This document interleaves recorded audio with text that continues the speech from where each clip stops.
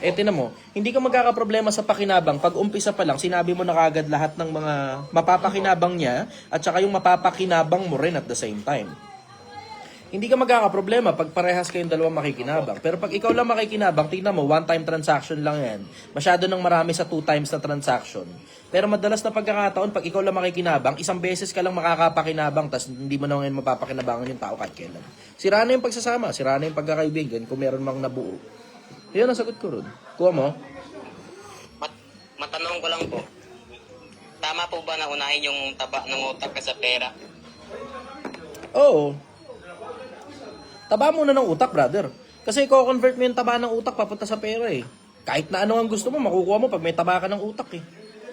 Kahit anong gusto mo, makukuha mo, brother, pag may taba ka ng utak. And when I say kahit ano, syempre, you have to include practicality. Lahat ng bagay na practical, makukuha mo kapag may taba ka ng utak. Unahin mo muna, kaya nga sabi ko sa inyo, mga kabataan, huwag kayo nagpapaniwala doon sa mga nagsasabing puta, dumiskarte ka na lang, huwag ka na kumuha ng diploma. Yung tinan mo, pansinin mo, inuutakan kayo ng mga hayop na yan eh. Sila ginagamitan nila ng utak eh. Tapos kayo, naniniwala naman kayo sa mga ganun, hindi nyo sinamahan ng utak. Diba? Kung pinapaaral kayo ng magulang nyo, mag-aaral kayo, tapusin nyo yung pag-aaral. O tapos tsaka kayo ngayon dumiskarte ng pera pagkatapos ng pinag-aralan. Mas madaling dumiskarte ng pera pagtapos ka ng pinag-aralan. Ano ka?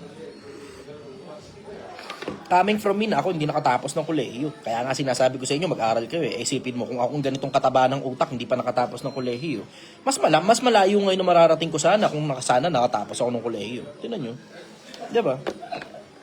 Ito po kuya, Sige. may tanong baba ko. Go. Bilang 17 years old po na isang bata po, ano po yung advice mo pa po sa 17 years old na katulad ko? Kung na ako galing nga, Sige. ano po ba yung maganda pag nakawin? Kung ako magbabalik sa pagka 17 years old, tatapusin ko kolehiyo ko. Tatapusin ko yung kolehiyo ko. Tapos malamang pipili ako ng kahit na anong kurso na talagang gusto ko talaga. Kung ako yung babalik sa pagka 17 years old, tatapusin ko kolehiyo. Kasi mas madaling umabante sa buhay kapag tapos ka ng pinag-aralan eh. Ang hirap-hirap umabante sa buhay kapag pinapaaral ka tapos ayaw mo mag-aral, matigas ang ulo mo. Pag matigas ang ulo mo sa magulang mo, magiging matigas din ang ulo mo sa boss mo. Tapos pag matigas ang ulo mo sa boss mo, palagay mo ba kikita ka ng masyadong maraming pera na ayaw ka ng boss mo? Yung alam mo yung tanga na, unang kita pa lang sa'yo ng boss mo, burat na, dito na naman itong putang inan to. Papalag na naman sa akin itong lintik na to eh. Bakit? Puta, ganun ginagawa mo sa magulang mo eh. Palag ka ng palag sa magulang mo eh. O tapos ngayon, ano naman ngayon mangyayari? Ikaw ngayon, paglipas ng panahon, magkakaanak ka din. Tapos pag nagkaanak ka, tignan mo yung, ano kaya mararamdaman mo pag lumalaban sa'yo anak mo? O, di ba sakit ng ulo rin yung ginagawa mo? Pilipinas, papaalala ko lang sa inyo, hindi nyo gusto ng grupo ng mga tao, lalo ng mga kabataan, na matitigas ang ulo sa mga magulang. Huwag kayo matigas ang ulo sa magulang nyo pagka mga bata pa kayo. Bakit? Dahil sa simpleng konsepto na yung mga magulang nyo, eventually, paglipas ng panahon, mamamatay yung mga yan, mamimiss mo magulang mo. Isama mo na rin yung paglipas ng panahon, ikaw din magiging magulang ka rin, hindi mo gusto ng sakit ng ulo sa anak mo. Matuto kayo Pilipinas, lalo ng mga kabataan, matuto kayo pag pinapaaral kayo ng magulang nyo, magtapos kayo ng pinag-aralan. Pag hindi na kaya, o di tsaka ka ngayon dumiskarte. Hindi na kaya di ba? Pero kung pinapaaral ka naman, may pera naman, puta, batikas lang talaga ulo mo, gusto mong business-businessan. Puta, ang napapaalala ko lang sa inyo, pwede ka mag-business-businessan mula sa panahon nakatapos ka ng kolehiyo hanggang mamatay ka. Huwag mong unahan. You have to go through the process. Pagdaan naman yung buong proseso. Mag-aral ka muna. Tapusin mo kolehiyo mo. Pagkatapos mo ng kolehiyo, magtrabaho ka ngayon. Tapos nagtatrabaho ka na, magpa-promote ka. Mas madali ngayon sa yan dahil nakatapos ka ng kolehiyo. Mas malaki ngayon ang sweldo mo. Aral ka ngayon financial management. Pag natuto ka na mag-ipon ng pera, tapos nandun ka sa loob ng bakuran ng boss mo na na-promote ka dahil nga may kolehiyo ka nga, o di mas madali na ngayon sa'yo gumawa ng mas marami pang pera. O tapos ngayon, pag marami ka ng pera, nakaipon ka ng marami, tsaka ngayon pumili kung gusto mong ma-promote pa na mas dadami pa pera mo, o mag-business-businessan ka, doon ngayon, kahit pa paano may experience ka na. Kasi, alam mo, hindi lang ito naiintindihan ng mga tao eh. Akala nila, sabi nga, wala ikang yumaman na empleyado. Wala yumaman na empleyado. Putang, ganda-ganda ng posisyon ko minsan panahon. Nagkapera naman ako eh. Nakakita ka ba ng piloto? Mahirap. Abogado mahirap, doktor mahirap. Naku putang ina yung Pilipinas. Huwag mong bobohan. Kung nadadaan pala sa padiskarte yan, edi pagka na-appendicitis ka at sumasakit ang tiyan mo at kailangan bukahan yung tiyan mo, doon ka ngayon pumunta doon sa doktor na dumidiskarte lang. Sige, tang ina ka. pag pupunta kang Visayas o Mindanao, tapos mag-eeroplano ka, humanap ka ng pilotong dumidiskarte, lintik ka, tangina ka. Boklog eh. Pilipinas, huwag kayo masyadong tangina. Yung mga nagsisipagsalita sa social media na sinasabi nila, huwag ka na daw mag-aral at dumiskarte ka na lang, mga gagong siraulo yung mga putang inang yan. Yang mga yan, ang interest lang yan, kunin yung pera mo. Yun lang talaga yun eh. Tingnan mo, pansinin mo, lahat ng nagsasabi na huwag ka nang mag-aral at dumiskarte ka na lang, kahit pinapaaral ka ng magulang mo, tingnan mo, pansinin mo, may binebenta sa inyo. Papaputol ko, titi ko. Tingnan mo, pansinin mo. Halos lahat ng nagsasalita niyan, dumiskarte ka na lang, huwag ka nang mag-aral, may binebenta. Tapos kadalasan dyan, yung mga pinagbebenta nila, putang ina, maniwala ka, kagaguhan. Networking, yan, ganyan, mga ganyan. Networking, mga course, mga kaputang inahan. Mga kaputang inahan.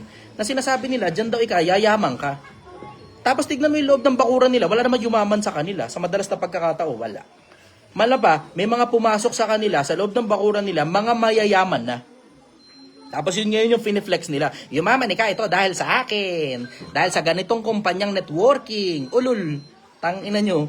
Maniwala ka sa akin. Nakilala ko yung mga yan. Pati mga may-ari ng mga kumpanya niyan. Puro mga siraulo karamihan dyan. Puro mga may diferensya sa utak. Lahat sila mga mukhang pera. Diretsahan lang. Lahat sila mga mukhang pera. Ingat kayo sa mga ganyan, Pilipinas. Ingat kayo. Yung mga nagsisipagsalita sa inyo na, wag na daw mag-aral, dumiskarte na lang. Ate na mo, eto nga, may magandang halimbawa eh. Merong isa, ate lang to. Ate lang to, may isang piraso. Sabi niya, yung pang tuition fee mo, ipang business mo na lang. Binash ngayon siya ng mga tao. Binomba ng mga tao. Binomba. Binanatan talaga siya ng mga tao. Yung pang tuition fee, ipang business na lang daw. Sabi niyang ganun. Yung pang tuition fee mo, ipang business mo na lang. Tapos ito, magtataka ka. Paglipas ng ilang buwan, may binibenta na siya course. Course. Akala ko ba, ang sabi mo, yung pang tuition fee, pang business? Ba't gumawa ka ng course? E di interesado ka rin pala sa pang tuition fee ng mga bata. Gago ka. Tanginan to. Sabi ko, ano pinagagawa na tong taon to? Sabi niya, yung pang tuition fee, pang business. Tapos gumawa siya ng course, kailangan mo ngayon ng pang-enroll dun. Anyari sa'yo? Kinukontra mo sarili mo. Kontrapelo. Tanginan yan. Tapos ito pa, sobrang lupit. Ito pa, nakaka-amaze dun. Yung supposed to be, diba? Gaya nga ng kawika ang Ingles, the sauce for the goose is the sauce for the gander. Dapat yung batas mo sa isa, batas mo sa lahat. Eh ikaw kaya sumunod sa sarili mong advice, yung pang tuition fee ng anak mo, ipang business mo. Tignan natin kung kaya mo yan. Ay nako. Tignan mo, pansinin mo, yung anak niya nag-aaral. Yung anak nga niya nag-aaral eh. Ano ibig sabihin? Siya mismo na nag-a-advise ng ganyan sa mga tao, hindi niya kayang i-apply yung advice niya sa sarili niya. Yan bang ganyang klase ng tao, paniniwalaan niyo, Pilipinas? Nako, pipili ka na rin lang naman ng advisor, pumili ka na ng chai chest. Loko lang.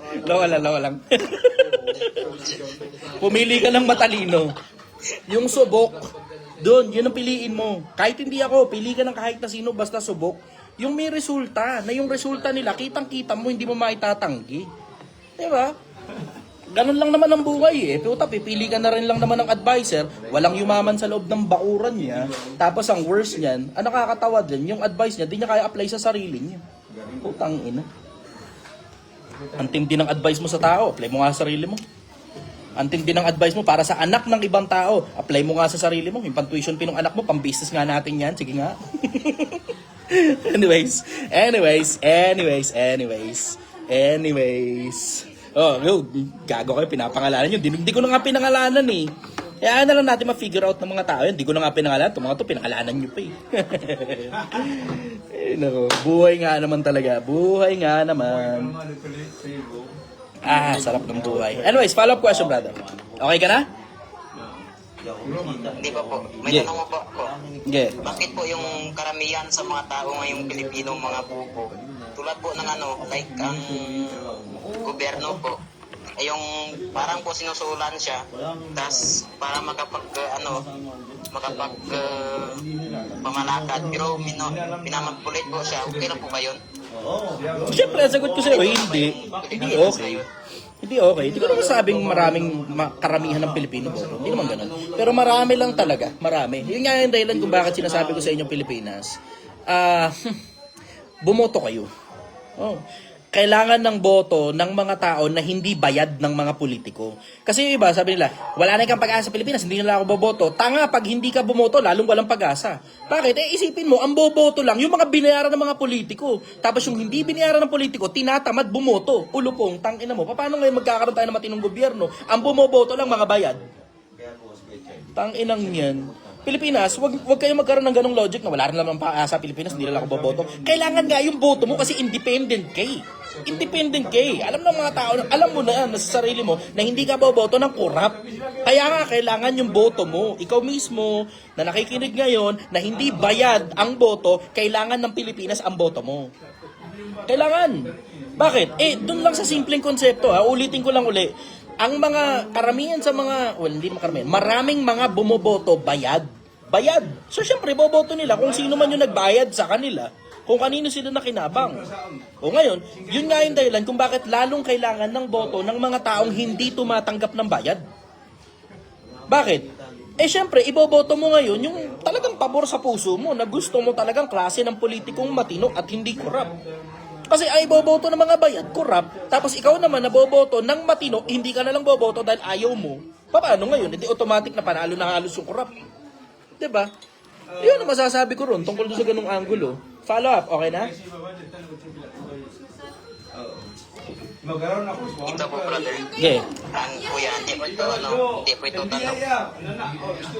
Tama po pala yung sinabi mo na kapag yung isang matter po kapag madaming presyon na kapag na crystallization na siya. Alam po ba yun? Ulit, brother. Sorry, hindi ko naintindihan. Yung ano po, yung kapag, di ba yung boron, kapag nasubrahan, Nagkikrystallize. crystallization. Oh. Sabi ng science, yun daw kasi final form ng matter eh. Meron akong nabasang ganun eh. Yun daw ika yung final form ng matter, yung crystallization. Ano tanong mo tungkol dun? Opo. O na-research mo lang din, kaparehas ko? Hindi po tanong yan, yung kasabihan lang. Okay. Oh. Hindi po, narinig ko lang po yun. Parang mabilis ko po muna ng isang bagay yung malalim. Ganon. Okay. Yan lang po, brother. Okay, sige. Thank you very much, brother. Dahil po sa iyo na ano, Na tuloy, nawala. hero ako, tapos ni Garilio, pati yung teacher ko dati, inaamon kaya ng vaccine. Oh. Ngayon, parang narinig ko dati yung mga project 1 yung kapag nagsisimula. Ganun. Ngayon, matino ka na. Bago po yung buhay ko. Pero kapag dati pati magulang ko pinapatulan ko eh. Magaling. Pero ngayon dahil sa'yo, parang legit yung sinasabi mo. Sumusunod ka lang ngayon sa magulang mo. Galing. Parang gano'n na po. Ayos. Ayayin mo yung mga klase mo, makinig din. Mga sinabi mo. Basta wag lang kayong gagaya sa akin na nagmumura.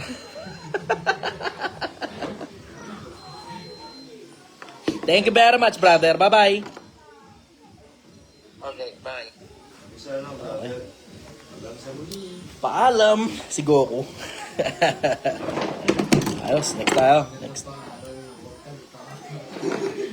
Ako magpaalam, bukay pa tayo sa kanaan. Kaming kabuti.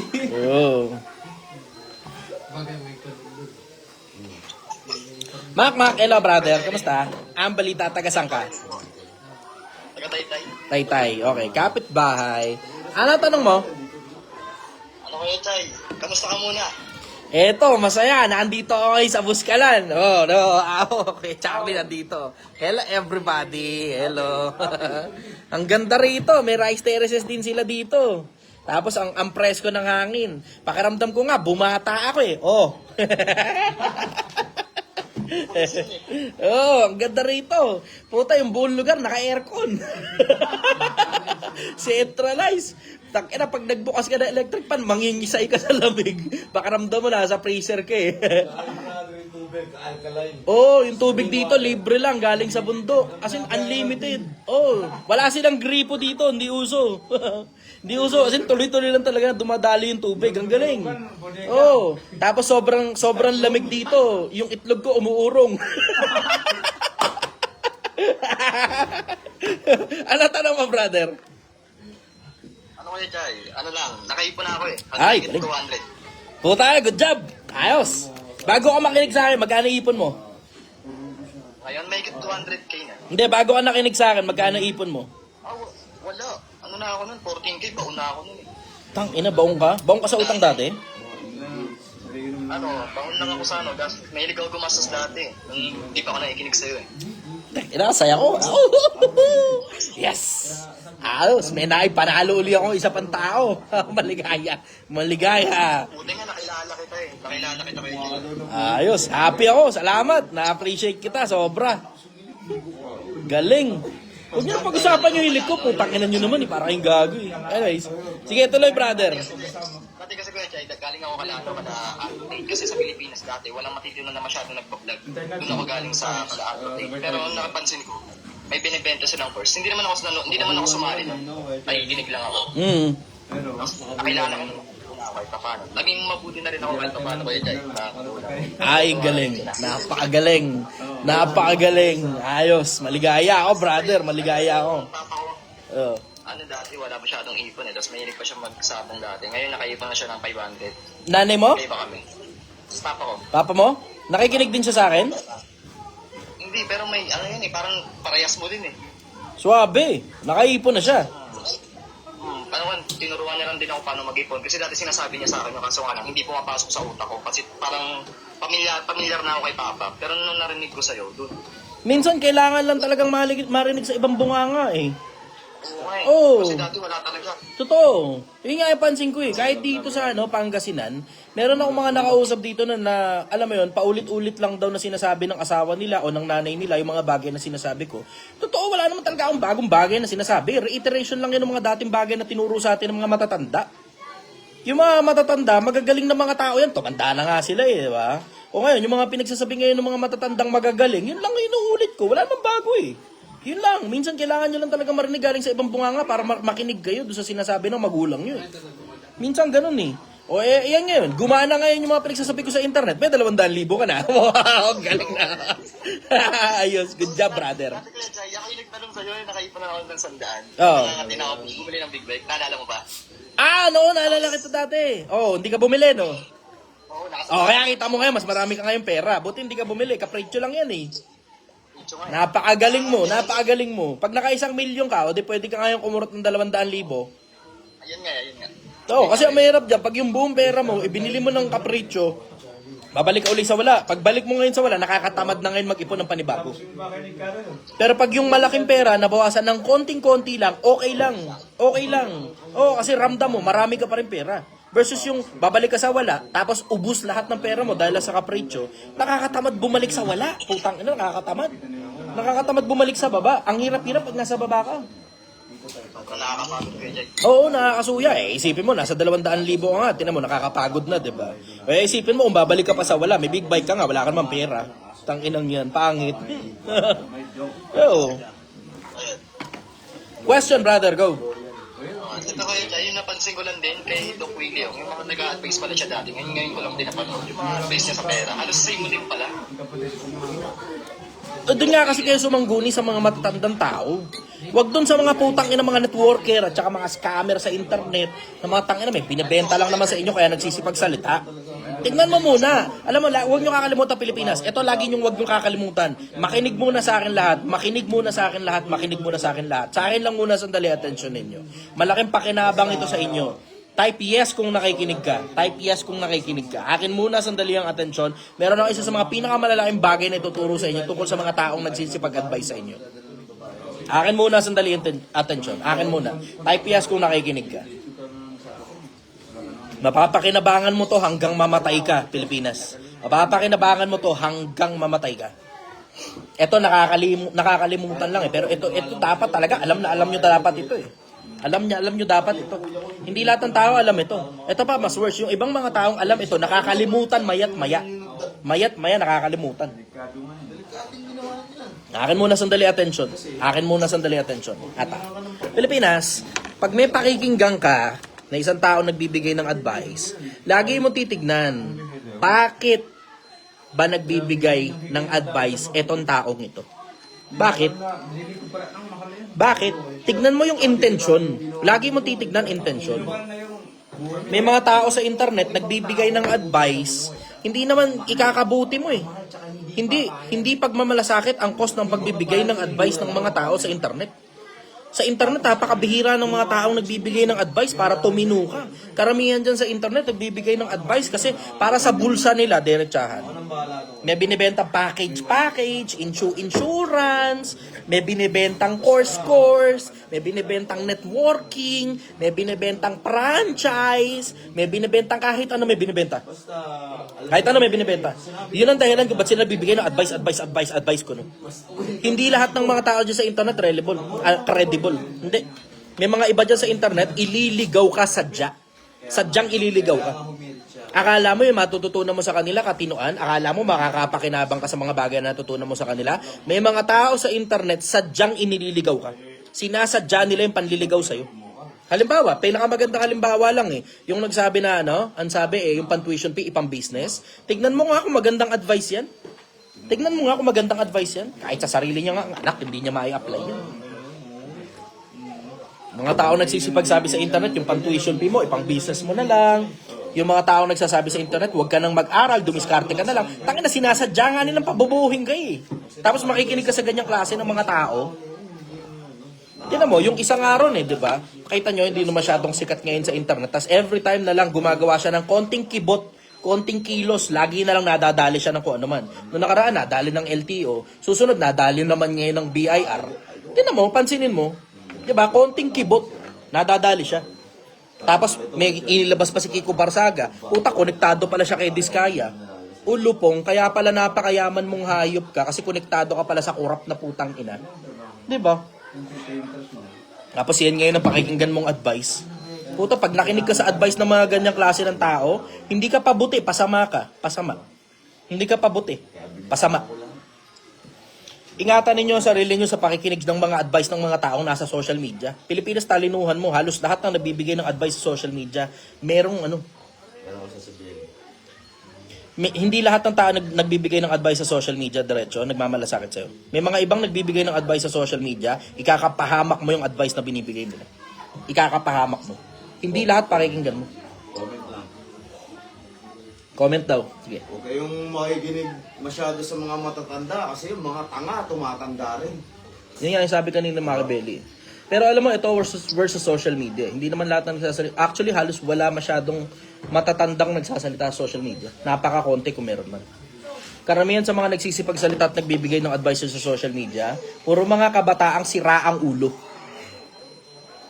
Mga 40 pababa. Technically, kabataan pa yung mga yan eh. Bata pa yan, hindi pa yan masasabi mo na parang matandang tao na. Hindi pa eh. Siguro, masasabi mong mga matatandang taong dapat pakinggan, yung mga pabalik na. Pero yung mga iba sa internet, lalo na yung mga nasa internet, tangina halos lahat dyan, mga gutom na buhaya. Halos lahat dyan, mga gutom na buhaya. Ang dahilan kung ba't sila nagsisipagsalita sa internet, hindi para makatulong sa'yo. Ang dahilan kung bakit sila nagsisipagsalita sa internet, para yung bulsa nila punuin. Tapos sa bulsa mo, manggagaling yung pera. Diretsahan lang. Sukat ang i-advise mo sa tao, yung pan-tuition fee ng mga bata. Bata, ha? Tangina, kadiri ang puta. Yung pan-tuition fee daw ng mga bata, ipang business. Sabi ko, tangina, nakakadiri naman to. Pati pera ng bata, interest mo. Kadiri ang puta. Maintindihan pa kita kung nagbebenta ka ng candy eh. Pero kinabukasan ng bata yung sinisira mo. Tangina, ulul. Kinang ina. Ang pala sabi ni Ondoy, yung pala yung putang ina mo. Boss, sabi nung anak niya, siya pala yung putang inang nagsasabi ng putang ina. Pala yung putang mo. Kaya ang sabi ko, putang ina, pag namatay ako, wala na masyadong puputang ina sa mga putang ina eh. Wala na, mababawasan yung pumuputang ina dyan sa mga yan. Hindi mo gatabi na ito. Yung pala yung putang ina mo. Bawas! Ayun yung Bawas! Kala mo, kailangan din ng mga katulad ng bunganga ko eh. Kasi yung mga bunganga ko, kinatatakutan ng mga putang ina to eh. Kaya nabubura yung page mo. Kaya talaga. Wala kang permanent Wala akong pakialam. Kasi sa akin, simple lang naman eh. Ako nagmamalasakit sa kapwa-tao. Yun lang. Wala naman ako binibenta kahit na ano eh. Yung sinigangan na yan, trip-trip lang naman yan. Hindi naman totoo negosyo yun eh. Alam mo, Brad, ikaw yung pinakadelikado kasi parang si Matrix, alam mo yung si Neo? Binibreak mo yung Matrix, Brad eh. Kaya delikado rin ako sa'yo eh. Kasama kita palagi. Well, sabi ko nga, babalik na rin natin ang mundo. Darag yung sabi ng mga kasama ko eh, di ba? Tangina, maniwala ka. Oo. Alam mo, Pilipinas, maniwala ka. Hindi ka pwedeng dumikit sa akin pag hindi matibay ang dibdib mo. Hindi ka makakadikit sa akin, mahirapan ka. Mahirapan ka. Yung talaga regular na kasama kita, ha? Mahirapan ka. Kasi laging in danger ang buhay ko. At alam mo rin na pag dumikit ka sa akin, in danger ka. Naiintindihan yan ang lahat ng kasama ko. Naiintindihan nila yan. They know the danger of being with me. Kasi, tinan mo, isipin mo yung konsepto na tangina, gaano karami kalabang ko. Halos lahat ng nasa social media, kalabang ko. Kasi halos lahat ng mga nasa social media, puta, promote ng sugal, promote ng babe, promote ng promote ng networking, promote ng bisyo, promote ng course. Alam mo yung networking, yung course, okay lang sana yan eh. Ayos lang sana yan kasi mga hanap buhay na maayos naman sana yan eh. Ang problema nga lang, puta, dun sa paraan nila ng pagmamarket, nakakasira ng buhay ng tao. Nakakasira ng buhay ng tao. Alam mo, masasabi ko lang sa'yo, sabi ni Eds Alfonso, mass report na to, puro mura. O, ito, dali, mass report mo to. Talaga sabihin ko sa'yo, mass report mo, Eds Alfonso. Tangina ka. Kahit i-mass report mo pa ako, ulul. Sabihin ko lang sa'yo, simple. Ito ka. Mass report ka pang ulul ka. Yung mass report mo, isang pirasong report. Mass report mo, dali. Mass report mo. Alam mo gagawin ko? Ito, sobrang simple. Mass report mo ako. Tapos pag nabura tong page ko, gagawa lang uli ako ng bago. Oh.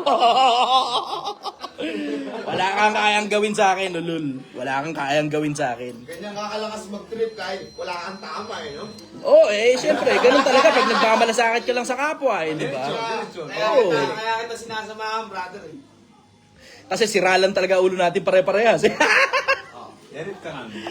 Oh, ganun lang kasimple. Ganun lang kasimple. Magpahinga.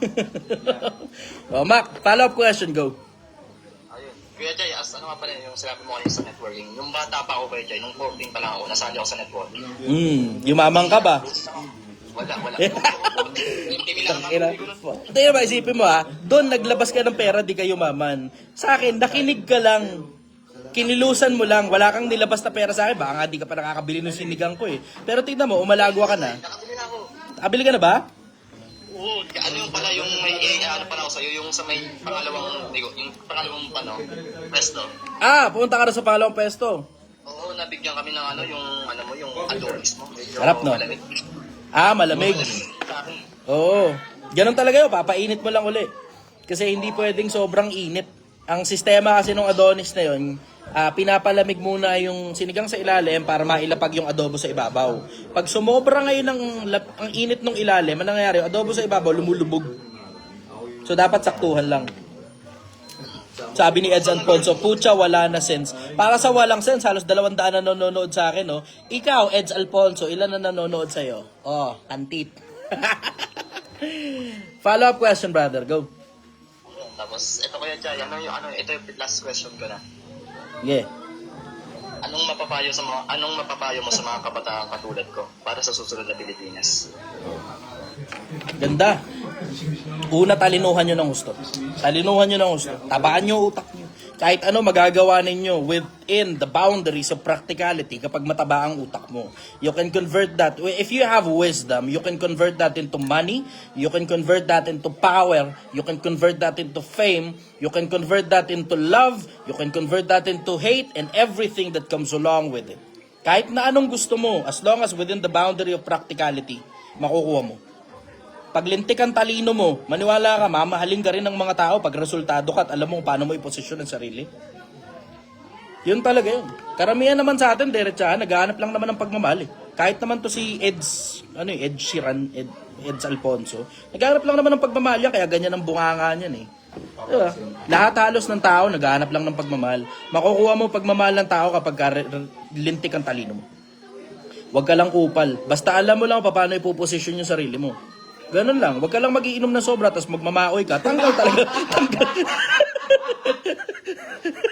Tanggal talaga pagmamahal sa'yo ng tao dyan.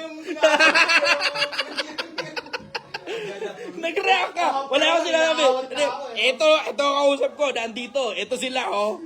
Nayo, lumabas eh. May tinamaan sa gilid ko. Humapyaw lang yung hangin. Tinamaan eh. Yun ang masasuggest ko sa'yo. Talinuhan mo ng gusto.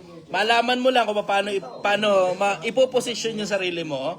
Tapos alam mo rin kung paano magpataba ng utak. Halos wala ka ng problema eh. Kahit sa pera, wala ka na rin problema. Ito ninyo, paano ko ginagawa? Yung ngayon, kung di nyo napapansin, gisa na sa sariling mantika itong ginagawa ko eh. Diba? Nakikita ninyo, gisa sa sariling mantika. Wala halos tinatago sa inyo, Pilipinas. Kitang-kita ninyo kung paano nangyayari.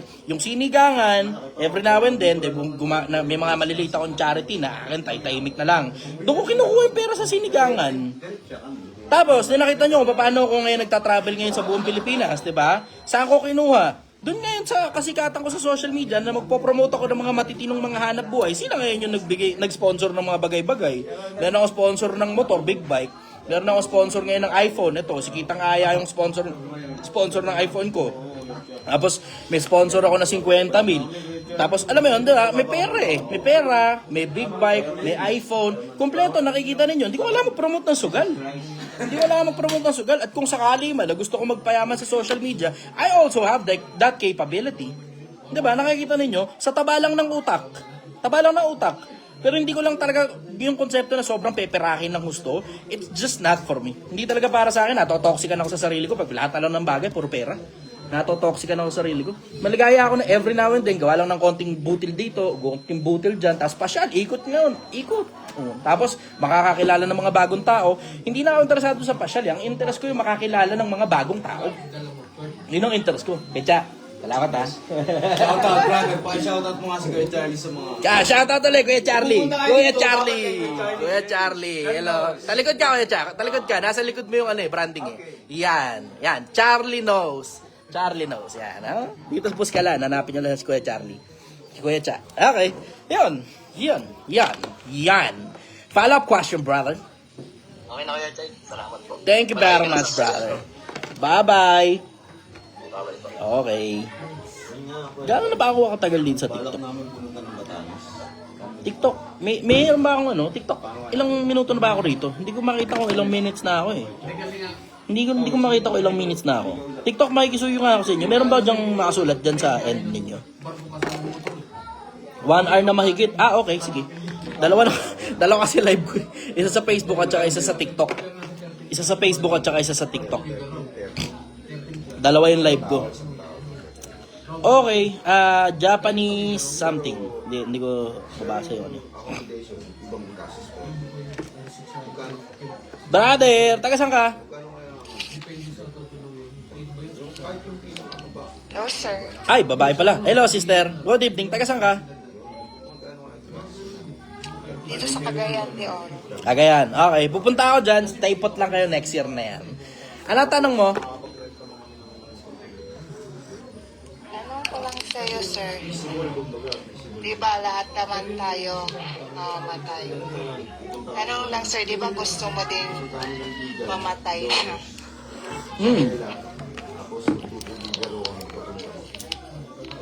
Ano tanong mo? Anong gusto mo, sir? Naka-cremate, naka-imbalsa mo ka o ililibing agad? Ano ba yan? Naunahan mo na ako. Ilalabas ko dapat ito eh. Pero sige, alang-alang sa'yo. Since hindi naman masyadong marami nanonood dito sa live ko, sige, ilalabas ko para sa'yo. Ang gusto kong paraan ng kamatayan, napatay ako. Yun ang gusto ko. Napatay ako. Kung sa baril man o sa itak o sa kahit na ano, gusto ko ibang tao ang gagawa ng kamatayan. Yun ang gusto ko. Personal na paborito ko yun. Personal na fascinated ako sa ganong idea. Primarily kasi, tingnan mo, pansinin mo, yung mga bayaning namatay sa sakit, minsan halos di na naalala eh. Pero yung mga bayani na pinatay, alam na alam mo kung sino-sino sila. Halimbawa, tira, mapakita ko sa inyo. Hindi si Rizal. Okay, si Rizal, kilala na ng lahat yan eh. Pero, naaalala nyo to, Pilipinas. Naaalala nyo si, yung isang sundalo, na kung hindi ako nagkakamali, sa Argent yata siya eh. Ang apelido niya, Bayot. Bayot ang apelido niya. Nakakatawa, 'di ba? Kasi pagka Bisaya, ibig sabihin ng bakla. Nakakatawa, 'di ba? Pero eto hindi ka matatawa dito. Siya yung may sabi, specific ito. Naaalala nyo to. Halos imposibleng hindi nyo naalala to. Ang sabi niya, "Sir, bomb my location." Naalala nyo siya? Yun yung napapaligiran na siya ng mga kalaban. Tapos sabi, liligtas ka namin. Hindi, ang sagot niya, "Sir, bomb my location."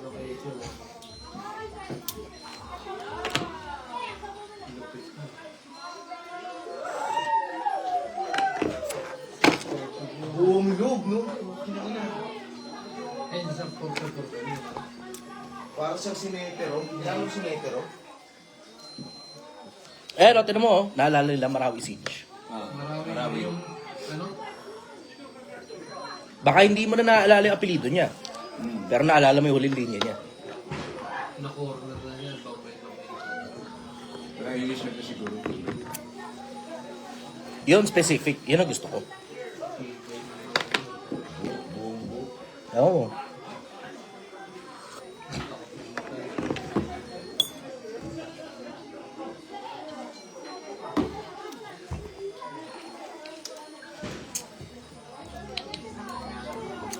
Yan ang pinaka gusto ko. Yun yung konsepto na gusto ko dun yun ang pinaka ending ko.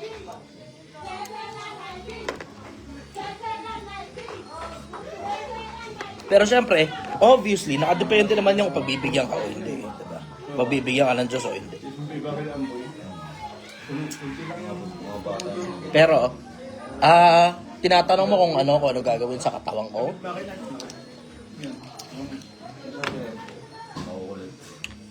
Hindi pa nga ako nakakapaglabas ng instruction tungkol dyan eh. Pero iniisip ko sa kalahati ng biyahe ko, ilalabas ko yung instruction ko tungkol dun. Pero di ko naman alam kung ano yung lalabas ng susunod na araw eh. Yung papunta lang dito sa Buskalan, madaming ulit na muntikan ako na disgrasya eh. Daming ulit. Merong isang pagkakataon na yung preno nanikip. Tapos hindi ko masara yung preno, kaya wala akong preno sa harap. Nanikip yung preno eh. Nag-overshoot ako. Muntik na ako madisgrasya. Punong-puno ng bangin dito eh. Tapos bumiyahe kami may kasalubong din ako nun eh. Tapos bumiyahe kami inabot kami ng gabi sa daan na marami masyadong kalsadang hulog yung kalsada. Mismong kalsada, hulog sa bangin. Hindi lang yung gilid ng kalsada, mismong kalsada, kalahati ng kalsada nahulog sa bangin. Dagdag mo pa dyan yung sobrang lamig. Oo, sobrang tindi ng lamig, grabe. Nangangatal kami ron, grabe. Tapos isama mo pa dyan yung rough road na, puta, alam mo yung landslide yun eh, di ba? Tapos yung ginawa nila, yung landslide mismo, dahil hindi na nga matanggal sa kalsada yung mga lupa at saka yung mga bato, ginawa nila, pinatag na lang ng bahagya. Tapos ito pa, pinatag, di ba? So, ibig sabihin, kalahati ng kalsada, merong landslide na ganyan. Tapos itong kalahati, pinatag nila. Tapos, malapit ka na sa dulo ng kalsada. Tapos yung dulo ng kalsada, puta bangin. Ibabaw ng bundok. Na alam mong konting pagkakamali mo lang talaga. Meron lang bato na wala sa hulog na nadaanan mo. Tapos naka-out of balance ng motor mo. Puta, thank you, goodbye ka. Ilalabas ko yun, abangan ninyo. May makikita kayo na, yung mga bangin na dinaanan namin, tapos may mga kalsadang hulog. Thank you, goodbye ka talaga. Ngayon, hindi ko pa pala na ilalabas yung instruction ko tungkol doon sa kung anong gagawin nyo sa bangkay ko. Ito gusto kong gawin nyo sa bangkay ko. Kung sakali man. Relax ka lang. Hindi mo naman masasabi. Pero alam mo yung worst case scenario, matsambahan ako sa biyahe. Ang gusto kong gawin ninyo sa bangkay ko, kasi wala naman maglilibing sa akin, kundi yung kung sino man na makakita sa akin. Ganun lang naman yun eh. Kung sino makakita sa akin, yun ang maglilibing sa akin. Ang gusto kong mangyari, hindi na importante kung ano pa itsura ko, it doesn't matter na. Kaya nahulog ako sa bangin, durug ako, o patay ako, o pinasabog yung ulo ko ng kung sino man, o namatay ako sa sakit. Basta kung sino yung makakakita sa akin, malamang yun ang magsasalita tungkol sa akin. Ang specific request ko, ilalagay ako sa isang kabaong. Tapos, bukas yung kabaong. Tapos, iseselyuhan yung buong palibot ng kabaong, selyuhan. Very specific. Ang gusto kong panselyo, yung yung ginagamit sa salamin, yung silicone, sealant. Very specific, yun ang gusto ko, sealant. Yung hindi lalabas yung amoy. Yung hindi lalabas yung amoy. Tapos, 7 araw akong ibuburol. Walang formalin o kahit na anong gagawin. So, ang mangyayari ngayon, hahayaan nyo akong mabulok. Even better, I will say 14 days. 14 days ako ibuburol, tapos nakikita nyo ako ngayon sa salamin na, so makikita mong nabubulok yung katawan ko. Yun ang gusto ko. Makikita ngayon ng mga tao nabubulok yung katawan ni Chichester. Huwag nyo muna ako ililibing, pabayaan nyo mabulok yung katawan ko.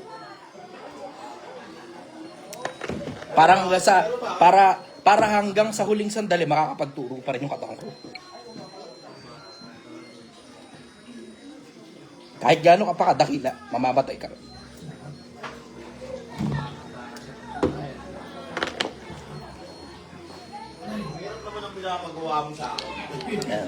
Kahit gaano ka pa kadakila, mamamatay ka pa rin. Alalahanin mo na mamamatay ka. Alalahanin mo na mamamatay ka. Kahit gaano ka kagaling, kahit gaano ka kayaman, kahit gaano ka kasikat, kahit gaano ka makapangyarihan at kahit gaano ka pa kamahal ng lahat, mamamatay ka rin. Paalala sa halos lahat ng tao. Pwede ba yung gano'n? Makatayo. Di ko alam. Pero sa akin, it doesn't matter na ako nakatayo o nakahiga. Basta ang bottom line, pabayaan ninyo kung mabulok sa mata ng publiko. Para hindi sila yung... Gusto kong makita ng mga tao. Okay lang yun, it doesn't matter. Basta, if it's too much to ask, ang hihilingin ko lang, pabayaan nyo kung mabulok sa paningin ng publiko. Yun ang hingi ko.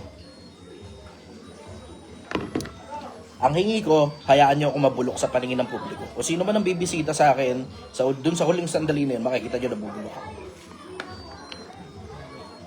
Paalala lang, na lahat tayo mamamatay.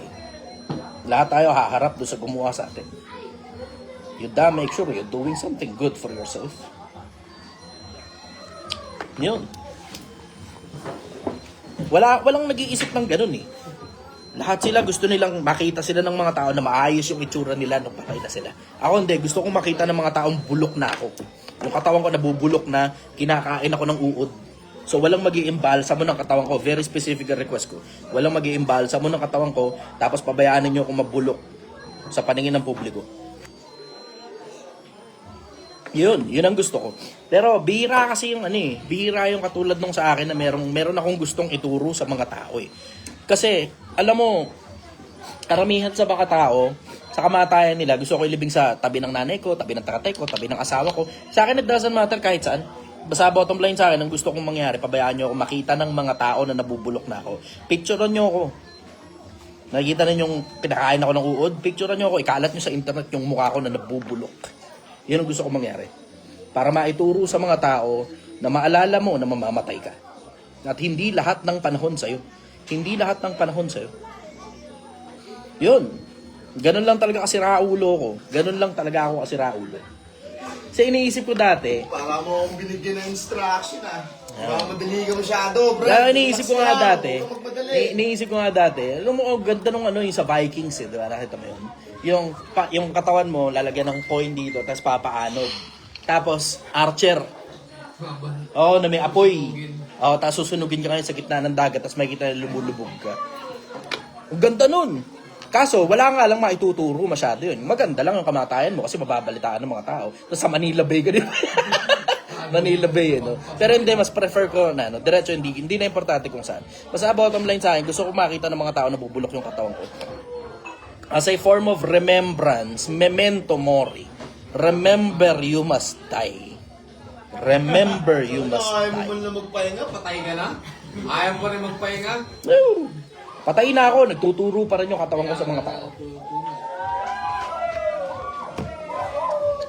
Okay, anyway, sinasagot ko rin. Follow-up question, sister. Sir, isa nga pala ako sa nakasunod sa 1 million project. Hmm. 1M project. Tuloy-tuloy yung Project 1M. Nakikita nyo doon sa page ko sa Facebook. Naka 600,000 na po ako, sir. Pakagaling! Naka 600,000 na daw siya. Nakakatawa naman to.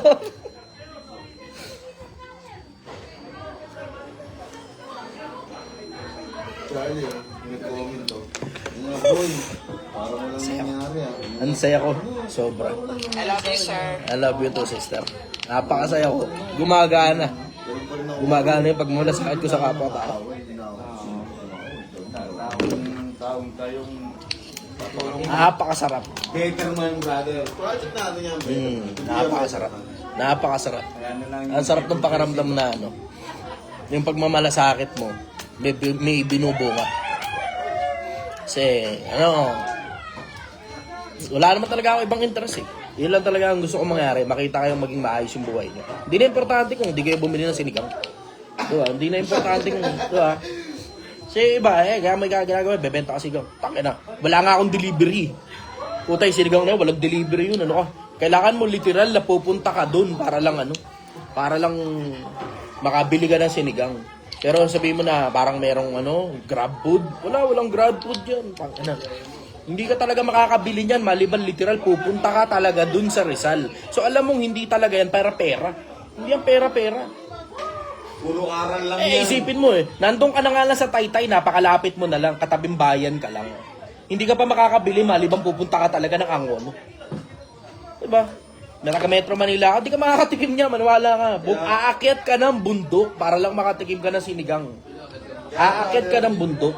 Kapag tinawag mo ako, ang i-reply ko lang, maliligo lang talaga ako. Na-appreciate kita. Wala nang tanong, iwanan ko lahat kahit may kahalikan nga ako eh. Iwanan ko eh. Oh, di ba totoo? Hindi ba totoo? Totoo. walang tubig. Na-appreciate kita, brother. Salamat. May kagaya dito. Ay, buwis buhay yung sinasabi nilang sasalo ng bala para sa brother. Aagahin ko ba rin? Na-appreciate ko, brother. Salamat. Salamat. Mo? Alam mo, Pilipinas, magkaroon kayo ng mga ganitong klase ng kaibigan. Yung mga kaibigan na alam mong makikipagparagan para sa'yo. Kahit walang bayad, ako paggagastos. Napakabira niyan. Alam mo, sabi ni Solomon sa Biblia, ang kaibigan umiibig sa lahat ng panahon. Hindi sa panahong makikinabang lang sa'yo. Kasi alam mo, karamihan sa mga kaibigan, good times body. Good times body. Doon lang sila sa panahon na makikinabang sila, kaya lang nakakaalala.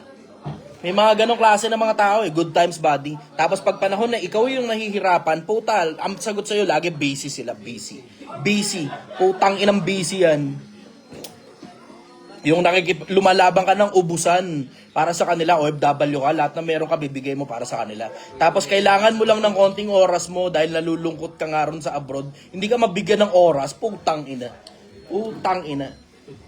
Oras lang yung hinihingi mo, ang kapalit nun, buong sweldo mo, binibigay mo. Putang ina, hindi maibigay yung oras. Oras lang, putang ina. Hindi nga oras minuto nga lang kasi pag nagtatrabaho ka sa ibang bansa, puta, sobrang importante ng mga minuto Minuto lang hinihingi mo, hindi ka pa mabigyan ng matino. Putang ina. Tangin ng mga tao yan. Tapos kung makautang, akala mo yung kamay nila nakakonekta sa bulsa mo, na dapat pag bunot nila, may makukuha sila sa'yo, ulul. Tapos nangingi ka oras, di ka mabigyan ng oras. Tangina. Tangina. May mga ganong klase ng mga tao. Pumili kayo ng mga kaibigan na yung mga kaibigan ninyo sa panahon ng bakbakan, nandyan para sa'yo. Hindi sa panahong good times lang. Pag mag-good times, madaling tawagin. Tapos pag may problema ka, di mo mahagilap. Ulul. Tangina. Anyways, baka may follow-up question ka, sister. Na-appreciate ko yung na-appreciate ko yung statement mo. Sobra. Na-appreciate kong umakit ka sa live ko. Yun lang, sir. Thank you. Maraming salamat, sister. Thank you very much. Okay. Hanggang dun muna siguro tao. Masyadong emotional yung huli na yun. Masyadong yun, brother. Napakadelikado ng mga pinagsasabi mo. Anyways, nandito ako ngayon sa Buskalan. Pagkakakit kayo dito, hanapin nyo lang si Kuya Charlie. Sabihin nyo ka mo galing kay Chai Chester. Si Kuya Charlie. Sabihin nyo ka mo galing kayo kay Chai Chester. Matututo kang Magandang Hindi mga liwa. Yeah. Magandang gabi sa'yo, Pilipinas. Magkita-kita ulit tayo sa susunod. Bye-bye, everybody. I love y'all. Ito may maganda. 800k na rin na ipon ko, isang OFW na sumasabay sa Project 1M. Galing. Yeah. Magkita-kita tayo sa mga lalawigan ninyo, Pilipinas. Magandang gabi sa inyo. Kaya Charlie, lahat ng pinuntaan namin, ang dami. Mukha akong bad girl.